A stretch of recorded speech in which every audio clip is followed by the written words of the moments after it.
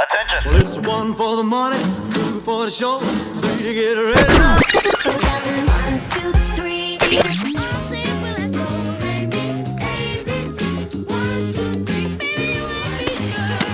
Back out to Allen. His three-pointer.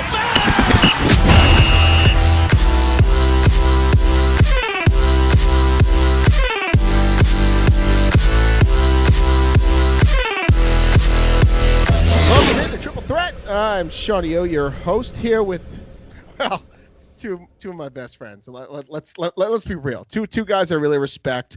Sheehy and Morris. We make Triple Threat. So why are we doing this? What's this all about? So we've been talking about a podcast for a while, something like this.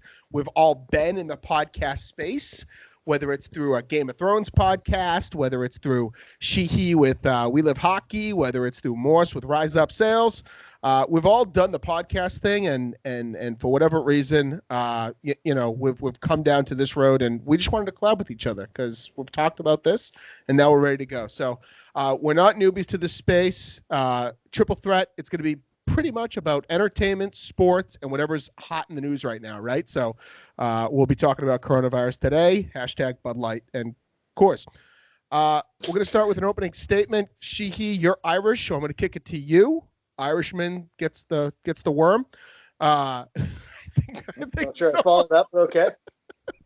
So go ahead. You got a minute. Go. I'll keep it simple. I mean, I'm a huge hockey fan.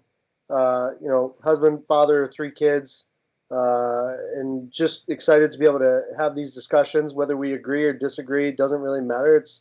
I think it's a time for us to figure out as a society to be able to have discussions on stuff, and I'm looking forward to hashing it out with you two knuckleheads. And more importantly for the evening, drinking my proper 12 whiskey this evening. Woo! Woo! Morris, what do you got? That. Well, I have one kid. He's almost 1 year old. He's upstairs sleeping, thank God. I think I'll probably bring to the show a little more of maybe a basketball, football background, maybe some hip hop, maybe some Netflix, stuff like that. This evening I've chosen a nice Mark West Pinot Noir, delicious. Bought a case of this when it was on sale at the liquor store about a month ago. And coronavirus and quarantine has really done a number on that case. So we're looking at we're getting lower by the day. But no, looking forward to it. And I'm Shawnee O. I'm going to hopefully melee the conversation here. And I really do mean melee. I just got married in 2018. I feel like it was yesterday. My wife and I are expecting a child in June. Very excited. Firstborn boy. Let's go. I'm about a cab and a Pinot Grigio deep right now. So I'm Yeah. Sean, so Sean, do we notice a difference in the intros with the drinks at all? So I'm going to settle on the silver bullet right now, and we're going to have some fun tonight. Yeah, and what I really appreciate is what I got to say. Sorry, Morris, you have good things to say, but what he said.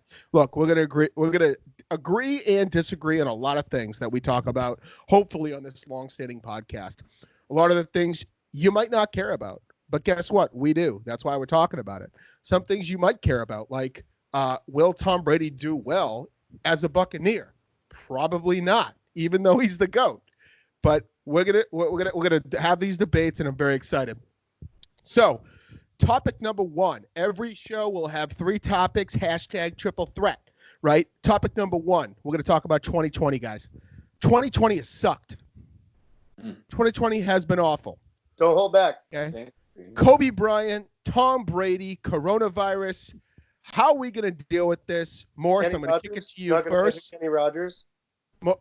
Kenny, yes. Kenny Rogers did die this weekend. Thank you. It sucked. It sucked. Ryan, I didn't call on you. This is not how we're going to do things. Morris, 1 minute. How do we deal with 2020 sucking? Go. I'm going to throw this out there. The severity between Tom Brady signing with the Tampa Bay Buccaneers, coronavirus, and Kobe Bryant and his daughter dying in a helicopter crash. A little apples and oranges. I get it. Sure.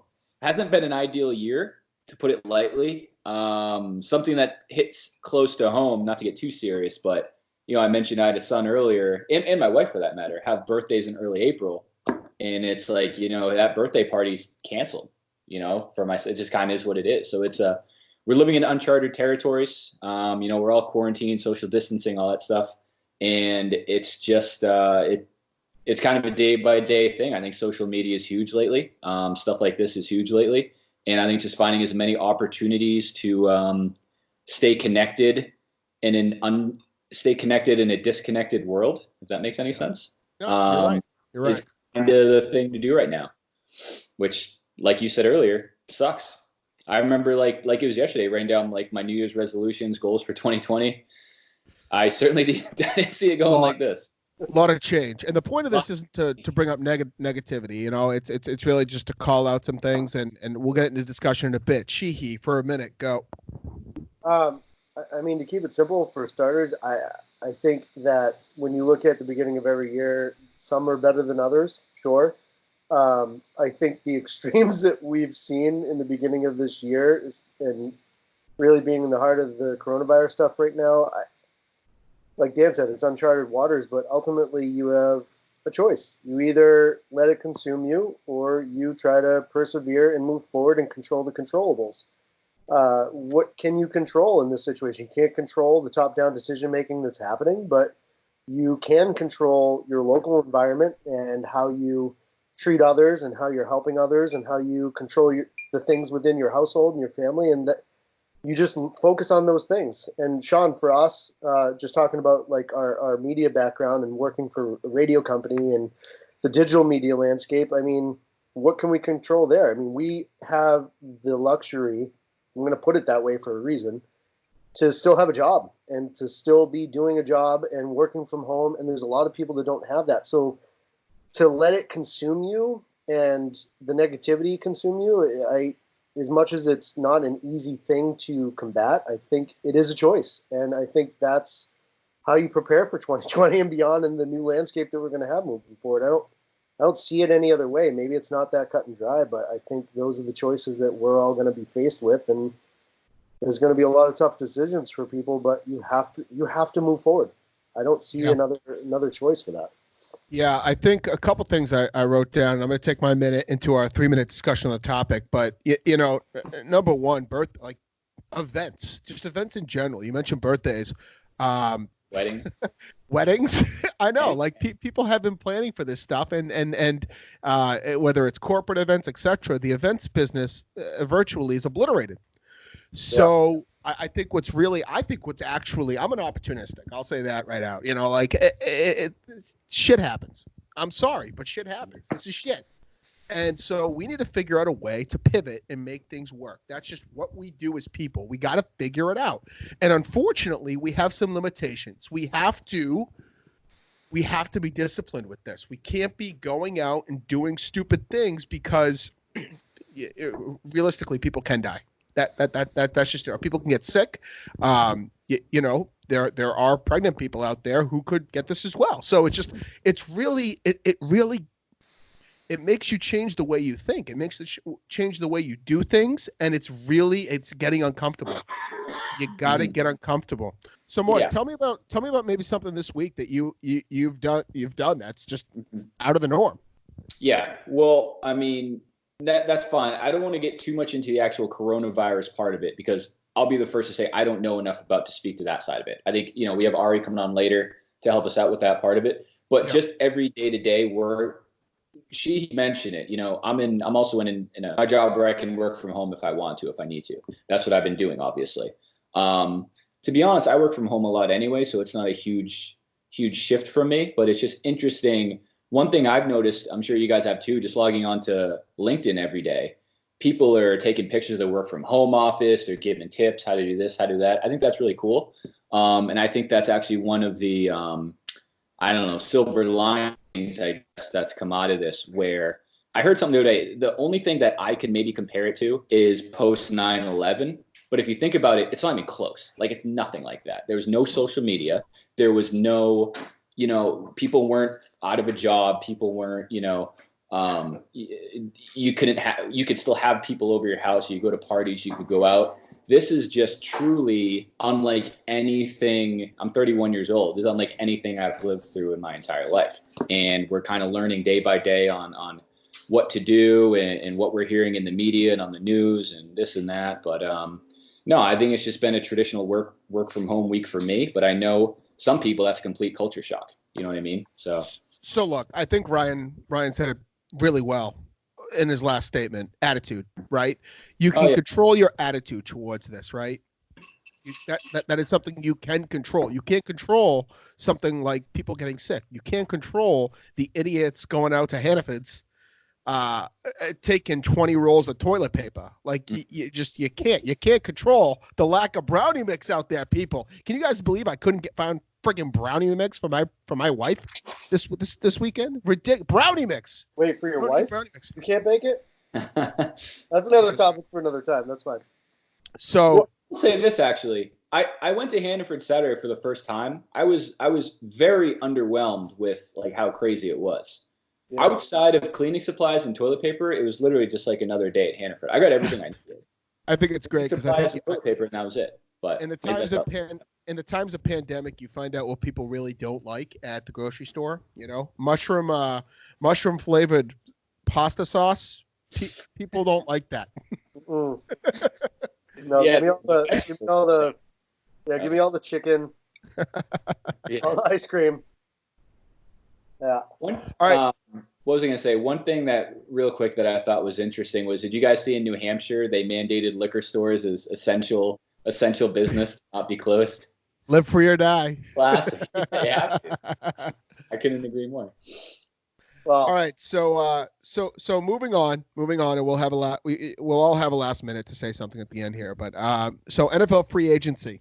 I know the news has been absorbed of Tom Brady over the last week.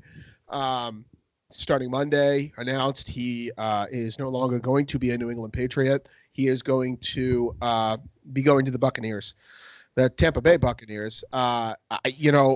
We'll probably have a number of episodes, a number of chatter going into next season on how this will pan out. But I want to focus on NFL free agency.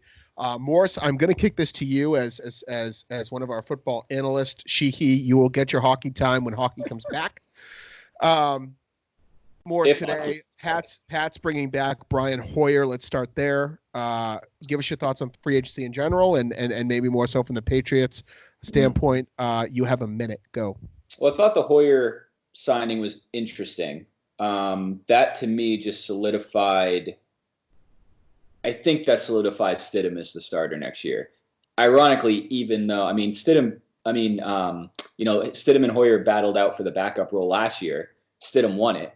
So that to me tells me that if we go into the year with Stidham starting, I'm okay with it. Outside of the rest of free agents, it's been pretty fun so far. I thought the Emmanuel Sanders to the Saints signing was pretty interesting. I think that's going to make what's already a dynamic offense even more explosive. As far as remaining free agents out there, can't wait to see where Jameis goes. Literally have no idea. And I think for the Pats, again, I'd like to sign a wide receiver. I kind of like Robbie Anderson on the Jets. And I kind of like Brashard Perriman in Tampa. I think one of those inside slot speed guys would be nice. And then hopefully in the draft, they either grab a receiver or at least address tight end somewhat early. But I think it's been pretty fun so far. Seeing Melvin Gordon go to the Broncos was kind of interesting too. Yeah. Sheehy, any thoughts on Brady or in general NFL free agency? Obviously being a diehard Patriots fan, I'm sad to see Brady go, but at the same time, I get it. I get what's happening for both parties. I get that where the Patriots are going to essentially be in a restocking mode, not a rebuild essentially. But I guess my biggest takeaway right now is that, ironically, I think this is what NFL free agency is supposed to be about, what we used to anticipate trade deadlines used to be for all the major sports. And ironically, the year that it's happening, we don't even know if there's going to be another season right now. Mm-hmm. But when you look at the list of transactions that have happened, Brady to the Bucks, Breeze back with New Orleans, stockpiling with the receivers that Morris was talking about, Hoyer to the Pats, Rivers to the Colts, Mariota to the Raiders, Foles to the Bears, Tannenhill Titans, Bridgewater to the Panthers. Don't know what's happening with Newton. That's crazy. Stephon Diggs to the Bills. They're stockpiling. Gurley to Atlanta. Hopkins to the Cardinals. Johnson to the Texans. And we still don't know what's going to happen, as I said, with Cam Newton, Jameson Winston, Derek Carr. Is he staying in Vegas? Is he going to be the starter? Who knows? Is Brissett going to stay in Indy with Philip Rivers being there now? This is what free agency is supposed to be about. I think it's and that's mostly like quarterbacks and a couple of receivers and running backs. There's been a bunch of defensive moves. Yeah. This is what it's supposed to be about. And we may not see these guys play for another season. Yeah. And that's what I'm with Carr. Yeah. It's Can we unreal. also I'm just get a excited for it. comment? Can we also just get a comment? Are we even going to have a draft? I think the draft will happen.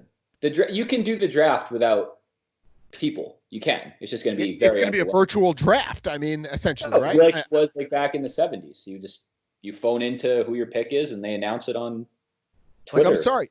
2 weeks ago, it was who's going in the draft. What four quarterbacks? It's it's a depthful quarterback class. Where's Tua going? Where's Burrow's going? I mean, and now the picture really is coming more into clarity. I do want to give a nod to Darius Slay. Taking was he going to Lions now? Eagles, and he's going to take 2-4. He's going to take Kobe's number. I thought that was really respectable. You also think about Todd Gurley. Yep. Going to Atlanta. What's that going to do? Let's talk about the NFC South real quick. That's going to be a fun division. The NFC in general is going to be a conference. I love Bridgewater in Carolina. The NFC has not been that dominant. No. Not for a long time. Mm-mm. No, if you look at, I saw a stat the other day. So the Falcons, for the first time in NFL history, have 10 players. 10 of their projected offensive starters were first-round draft picks, including some linemen. But then it's Matt Ryan, Todd Gurley, Julio, Calvin Ridley. I don't know if I said Gurley yet, but Gurley obviously, and then some linemen. I just still don't think It's coaching. It's coaching. Atlanta still has one of their other running backs. They just released. Freeman. They cut Freeman. They cut Freeman, but they still have and another he's not showing anywhere. No. Yeah. What do we think about the 49ers next season? Solid. They haven't really done anything else. They lost DeForest Buckner, but that's it. It won't impact them that much. I mean, they essentially have the same team. Yes, but Jimmy G's been spending this whole offseason hearing potential Tom Brady trade rumors. I feel like that can't be good. Yeah. You know what I mean? That sucks. Like, what else does kid have to? I don't know. If you're that caliber of a player, I don't think that stuff really impacts you at this point. And if it does, it's going to be you're going to be able to see it in his play this year. Bottom line, and that'll tell us all we need to know about Jimmy G. So last item before we move on to coronavirus. Ari on standby. Jameis Winston, Cam Newton, Morris, where they land? Good question. Jameis, I think at this point it's pretty clear Jameis isn't going to start next year. So I think he'd be a good fit in somewhere like Jacksonville. You stay local, back up, potentially go against Blaine Gabbert for the starting role. I heard Pittsburgh. Some of the other rumors earlier in the year was Chicago, but they just signed Nick Foles, so I don't see that happening. Jameis is a true wild card. I don't know. Cam, I don't know, because Cam's interesting because he's not a free agent, but he basically says I'm not going back to Carolina. So you have to find a suitor for him. So I don't know. I think owners are concerned about injury. I mean, I would like him on the pass. I want him the whole time. I don't want anything to do with Andy Dalton. I really am not thrilled about Stidham or Hoyer. I would take a chance on Cam Newton. He's done it before. Put him in a good system, good offensive coordinator. Outside of that, the only other big suitor would probably be Washington, just because Ron Rivera. They're clearly not really sold on Dwayne Haskins. So I think Washington could work, but they're two wild cards at this point. Because think about it, there's not many teams that don't have a solid at quarterback at this point. The guys in the draft know who they're going to draft. Free agency is pretty much done. Jameis, I think, is fighting for a backup spot, and Cam, unfortunately, there's only so many teams he could start for. All right. We're going to move on to topic number 3 of today, coronavirus. We got to give it the nod. It is the number one story. It has been the number one story. Italy, 700 deaths logged on Saturday alone. It's Scary. It's scary. It's scary times. It's unprecedented times. We are going to bring Ariana Morse into the frame now, I believe. I think All right. she good. Hello. Hey, Ariana. What So are you drinking? I'm drinking a nice green tea this morning, this Yeah. evening, I should say. so look, I know that you both have very passionate stances on this matter at the moment, but we're bringing in Ariana Nurse. Is it Nurse? Is that how I RN? Like how do I actually what do I call you? Nurse, actually. Okay. I'm still a nurse. Nurse, Okay. nonetheless. Yeah. Nurse, sorry. So her being on here is relevant. It's not just Ari being on the podcast. She is a nurse practitioner, so hopefully we could share some first world experiences, some first world knowledge. But before I go to Ari Sheehy, I do want to give you a minute on coronavirus and really how it's impacted your world. Having three children, how it's impacted work for you. How just talk to me a little bit about it. I would say, to judge the first week, it's been a daze. I remember I had Tuesday off as a previously scheduled day off that I was supposed to be celebrating St. Patrick's Day at a local Irish pub with my family and my wife, and I ended up spending it in my house with my children. And I'm thrilled to spend time with my kids, but the way this has gone down so unexpectedly, and just not having time to prep for it, and having the kids essentially waiting for their. I only have one kid officially in the city school system, so we're waiting on the school assignments, and we're going to be at home teaching. I can barely do my own math that I need to do for my work, and I'm going to teach them. It's a lot. I don't know the way to say it. Understatement of the decade, but it's a lot to handle right now, and we're going to continue to need to wrap our heads around it as adults. And Tiffany and I, my wife, and I were talking earlier. The hardest part, I think, is managing our stress and emotions behind it, because the kids read into it and feed off of it, and ultimately it's our responsibility as the adults to keep that from rolling downhill. Just like Sean, we've talked about like companies and management and things like that. When you're in those leadership roles, and in this case it's the family, it's our responsibility to keep that from rolling downhill, and we got no other choice right now. It's hard. I don't know, that's been the word of the week. It's hard. It's the only Morris, thing I've been saying this entire week. Morris, you have a wife in healthcare. You have a 1-year-old, Mm-hmm. essentially, where you've already canceled birthday, life events. Mhm. How has coronavirus had an impact on your life personally this week? Personally, I don't know. Like I kind of alluded to earlier, nothing really has affected me. I mean, I don't have the virus. I don't think. I've done a pretty good job of social distancing, I think.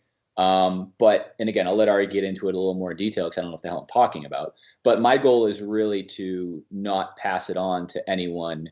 Obviously, anyone I know, any one of my loved ones. But I just don't know enough of it to really, know if I'm even taking the necessary precautions. I think I am. But as you guys have seen, we're getting updates literally hour by hour. But I think this last week's been kind of interesting, just talking to different people, whether at work or on social media and stuff. But no, I think I'll let Ari kind of fill us in a little bit what she's seen in her world, and maybe make some real sense out of all this. All right, so let's get to Ari then, because I got a couple questions, and I'm sure you're going to answer all of them. So Ari, let me start with the most basic one, and I think both of you hit it on the head. It's a daze, really. I feel like a lot of us have been really tired after this week. For what? For staying at home, for being in our pajamas, for going down and getting coffee whenever the hell we wanted to, for going down and talking to our loved ones whenever we want to. I mean, that's the reality of working from home, right? But it's a different type of working, because that's one that we're not used to, because we're at work. Ari, let me ask you this in opening. Yeah. How serious is this in Dover, New Hampshire, in Old Orchard Beach, Maine, in Portsmouth, New Hampshire, and whatever? I'm not gonna get this and be affected by this. And that is I imagine the thought process with a lot. Talk to us about that. I mean, they don't call pandemics just to call them a name. It's a global issue right now. It's in America. The frustration with healthcare or the US healthcare right now is we saw this coming. It started in December in Wuhan, China. That's where it originated. And now it's spread through multiple countries, and now it's in the United States. Flu, so a lot of people compare this to the flu, which is really hard because the flu was it's a human made virus. This is called a novel virus, which means we have no immunity between vaccines or just acquired immunity to fight this. So no one has the ability to fight this illness. And you can get this no matter if you're 0 years old, if you're 60 years old. It's the transmission that we're worried about. And so just right now, so compared to the flu, for every one person, you're going to pass it to 1.8 persons. With the coronavirus, for every person that gets infected, you're going to pass it on to 2 or 3. And so if that starts exponentially getting out of control, this is going to be, we're going to overwhelm our healthcare system. We're not going to have enough ventilators. We're not going to have enough ICU beds. And that's why Italy put everyone into lockdown, because they saw these numbers getting out of control. And the scary thing for us on our end is we see these numbers getting out of control, and there's a lot more people that are going to die in the United States if we don't take this seriously. And it's not about, if you can fight it at a young age, because I could get it. I probably could kick it, no problem, because I have no underlying medical conditions. But when you pass it on to someone who can't fight it, that's when we get concerned. A lot of people are going to end up on vents. And, they say it's an old person's, but I've seen a 31-year-old who needed a ventilator. I've seen 40-year-old ER docs that's needed ventilators at this point. That was my next question is who Yeah. who's at risk for this? Right? Like we've all heard the 65 plus, right? Yeah. But who So, is at risk for this? it's 60 plus. It's anyone with respiratory issues. So people who have asthma, we have smokers, we have people who live in areas that give them COPD just because of the air quality. But it doesn't seem to discriminate this illness right now, because we've seen 31-year-old healthy people end up on vents. It's just it's scary. And the issue is we don't have enough stuff to protect ourselves. And you'll see people in China with full hazmat suits. And then you'll see Americans that we're struggling to find personal protective equipment. CDC keeps changing their guidelines to try and fit the needs. So you'll notice that we were on full PPE. We had a full hazmat suit. As soon as equipment started going low, they're like, you can just wear a surgical mask. As soon as surgical masks started going low, they said, you can wear a bandana. As soon as staffing ratios got low, they said, you know what, if you're having mild symptoms, you can still see patients. So our government was not prepared for this whatsoever, and they're just trying to backtrack at this point to try and get us to take care of all these patients. Sean, just to chime in too, I think the at least from my perspective, not being a medical professional, I think the scary thing is everyone else outside of the people being infected by this virus. There's still going to be people battling cancer. I saw a news report where people are being turned away for 2 to 3 months for their treatments. Right. Like a cancer patient that it could be stage 4. I think that's actually what they were, stage 4 colon cancer, and they're not going to have treatments for 2-3 months. Right. People being impacted by the infrastructure of truck drivers. The average truck driver in this country is 55 years of age or higher. If they start getting sick on a mass scale, who's going to be delivering the food and all these supplies that we're talking about? And that's my biggest struggle about, to Ari's point about the government not taking this serious enough in the beginning, not having the right action steps, and then the rest of the knuckleheads in this country not taking it seriously. Like, do I want to be stuck at home? No. Not being in the office or going out and doing things? No. But at the end of the day, I also want to be able to go to the store 3 weeks from now and buy formula for my 10-month-old. So that's my big struggle with this whole thing, is that it's not the severity that it can impact me personally.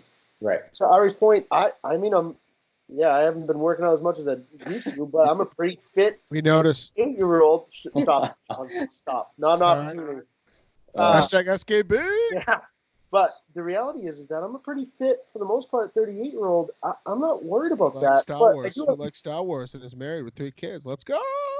but Well, it's he's my absolutely 10-month-old. It's my 68-year-old father, or someone else that has the things that will allow them to not be able to battle this the way other people. And then on top of that, the infrastructure around that. it's a major issue that people need to take serious. So, all right, give it. So, I got two questions for you. Number one, what are you seeing on the front line? Because that's what you are. Yeah. You know what's happening Convenient MD to give them the shameless plug. And then number two, what can we do to realistically, right? I'm going to Hannaford's. Like, you know, Yeah. I'm going to Dunkin's. I'm sorry, I'm going. Like, I'm going to the drive-through. You know, like but what can we do realistically to get through the next 4 weeks? Is it 4 weeks? I think that's the big question everyone wants to know. Yeah. You know, you obviously can't answer that question, but give me a hypothetical here. I think the sooner people start taking it seriously and social isolating, that means not going out, not going to see your friends, because I know people think, oh, there's only 4 of us, there's only 6 of us. But if someone has it, they may be asymptomatic. If someone has it, they can pass it on to someone else. And you don't necessarily need to have symptoms. On the front lines, so we've been triaging people and seeing people with any respiratory symptoms in their cars, and that's trying to help so we don't bring it into the clinic. And so basically I'm going out there in You've a been mask. seeing them in the cars. You've been seeing them in the cars. Wow. Yep. So seeing them in their cars, basically getting their symptoms, and people assuming that just because they're having symptoms, they qualify for testings. There's there's only so many tests that we can use, and we're saving those people for the high risks and then people who have known exposures to COVID. And that's, you know, I always tell people, if you're having mild symptoms, it's a virus, so you should be able to manage your symptoms at home with Tylenol, ibuprofen. It's similar like a really bad flu. And so you should be managing those symptoms at home if you're fairly healthy. But if you're not, then I encourage people to come in and get tested. So if you have any underlying comorbidities, so any heart disease, diabetes, anything like immunocompromised, you should come and get tested. But if you are not that sick, stay home. I think people just want to know, just because so they can either post it on Facebook, hey, I have the coronavirus, or just, you know, it's something, because, you know, people want to know, and I get it, but, you know, save those tests for the people that may end up on ventilators.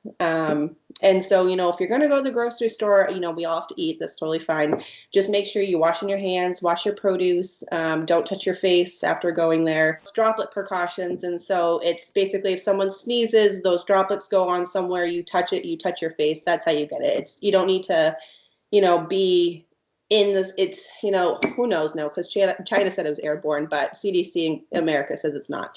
However, so we'll assume it's droplet. And then, I would just stay away from people if you need to. Keep your 6 feet of distance, and then just make sure you're washing your hands after.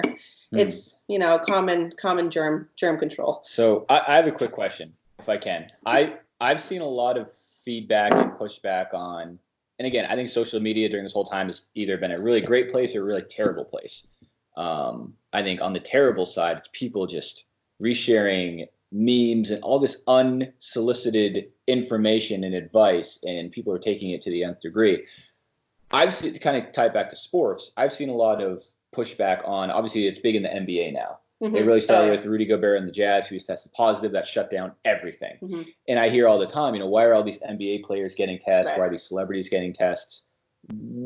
You know what I mean? How do you see as far as the disbursement of tests goes? Well, what does that mean? What people don't know is NBA, these places have their own doctor and they have their own tests. They are not part of the national testing. They have their own specialized tests that they're getting. So Marcus Smart, for example, he just tested positive for COVID. And everyone was bitching and complaining on Facebook that he got the test, but they have their own tests. And the issue is also transmission. So Marcus Smart sees a lot more people than we do on our normal day. What if he was at Boston Children's just doing I'm DJ Shawnee O. He didn't see people in. But what if he was at Boston Children's just doing a meet and greet the day before? Yeah. Like that is going to change. So, I mean, the reporters that he interacts with, Yeah, the right. players he interacts with, his players he interacts with. Well, think about it. When it started with Rudy Gobert on the Jazz, and basketball is a great example, I guess hockey too, but basketball, it's so, you know, you're down in the post, you're playing with the same ball.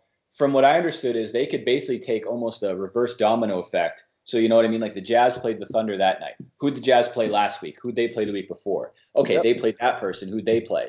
And it just goes on and on and on. That's how the Celtics got tied into it. Right. They played Utah the week before. So the average person passed it on. No to shit. two. Marcus Smart got tested positive. Yeah. It's crazy how exponential. Crazy. That's nuts. It's just crazy. But then you tie that back to real world. I mean, you cough in the right direction and someone gets it. Yeah, test them, please. Yeah. Let us Yeah. know. Yeah. All right. So I'm sorry, but we do have to wrap this up to keep time. to some degree here on our pilot I episode think this of is important. Triple Threat. No, this is very important. So I guess the one question I think everyone on the face of the planet, especially anyone who deals with stocks or business or regardless, do we have a thought on timing for this whole bad boy or no? Like I said, it depends on how much people comply with social isolation. If the numbers keep going up, we're not coming out of quarantine and they're going to start locking down even harder. And I honestly wish they would do it sooner rather than later so we can get this over with. And because Americans, they're so liberal and they want to do what they want. You tell the Chinese to stay in, they're like, okay, bro, I'll stay inside. But Americans are like, fuck you, I'm going out. I'm doing what I want to do. I'm going on spring break. I'm not going, I'm not staying in. And then, so I hope I think you're right. I know. You're Normally, I'm absolutely all right. like, yeah, I agree with that, but Yeah. I see it on my Insta feed every other second. I mean, you're right. You're absolutely right. So, look, we got to take this seriously. We got to make some sacrifices if we want a summer. Ariana Morse, thank you for the time. Appreciate the expertise. Let's move on to the final 3 minutes, the final triple threat here. Morris, we are going to start with you. Minute number 1. Anything you want to say? Final statement. Go. I'm actually going to use my time to make a Netflix recommendation. Okay. Really good I don't know if it's a documentary, a series on Netflix, Dirty Money. I don't know if you guys have seen it. It's awesome. There's some really cool, they're almost like, each episode's different, so it's not like you need to follow an order. Some episodes about like some dirty bank stuff, money laundering. What else? They had one that was really eye-opening and actually really sad about kind of like the senior healthcare system and some of that stuff. But Dirty Money on Netflix is awesome. And then Ozark is another terrific show. Season 3 comes out next week. I'm actually trying to catch up on season 2 right now. So looking forward to that as well. Since there's no friggin' sports to watch, Well, thank you. I appreciate that. I got two things for my final minute. Number 1, it's an Amazon Prime series called The Hunters, Al Pacino, Nazi hunting. It is the theme song is Psycho Killer by Talking Heads. I've never listened to more Talking Heads in my life, but it's a good series, 10 episodes. Watch it. It's liberating. Number 2, Tom, I love you. I love you. I will buy your jersey. But you're going 8-9, 8-8, whatever. I think. Do we have 17 games? 17 game schedule. Do we have 17 games? Well, you're going 8-9. You will not have a winning record in Tampa. I'm calling it right now. It's a Shawnee O hot take. She minute go. First, I think Tom Brady will have a winning record, and I think you're Irish and you're Irish, so I get it. Yeah, well, we all have our faults, right? My biggest thing to say is that during this tough time, everybody try to be kind to one another. Don't be selfish. Like, I was at the supermarket today just trying to find some extra stockpiles on stuff, and I got to the formula section. There was 4 formula cases left. I took 2. I looked at those 2 for a brief moment, and again, Sean, we always talk about at work, like needing to be able to look at yourself in the mirror at the end of the day. Just think of other people. Don't hoard. Don't steal. Don't be mean to other people. Don't blame this on certain people. Just try to have some kindness in your heart and do the right thing right now, because we need that more than ever. Period. There were 5 DiGiorno pizzas, frozen pizzas left, and I took 1. I could have took 2, but I took 1. There's no way. I took 1. And you ate 4 on the way to the register. Yeah, he ate them frozen. Yeah. But to that point, I actually was in the same boat with formula. There's 1 formula on the shelf, and I grabbed it. If I went an hour later, sorry, Carter, like shit out of the Crazy. Okay. It's crazy. Well, I mean, in that case, you're doing the right thing, man. You there's one there. Eat it for your child. I don't blame you. We have a like, if I went an hour later, I wouldn't have had it, which is scary. Yeah, it is scary. Anyway. It is. All right, guys. Well, great first episode, great pilot. This is Triple Threat. I'm Shawnee O. That's she, he, that's Morse. You can find us on Spotify. You can find us on Google Podcasts, iTunes. We're probably going to try and get on iHeart, a bunch of stuff. Check out 3threatpodcast.com. That's the number 3, threatpodcast.com. Good times. Good times. Game on. Social distance.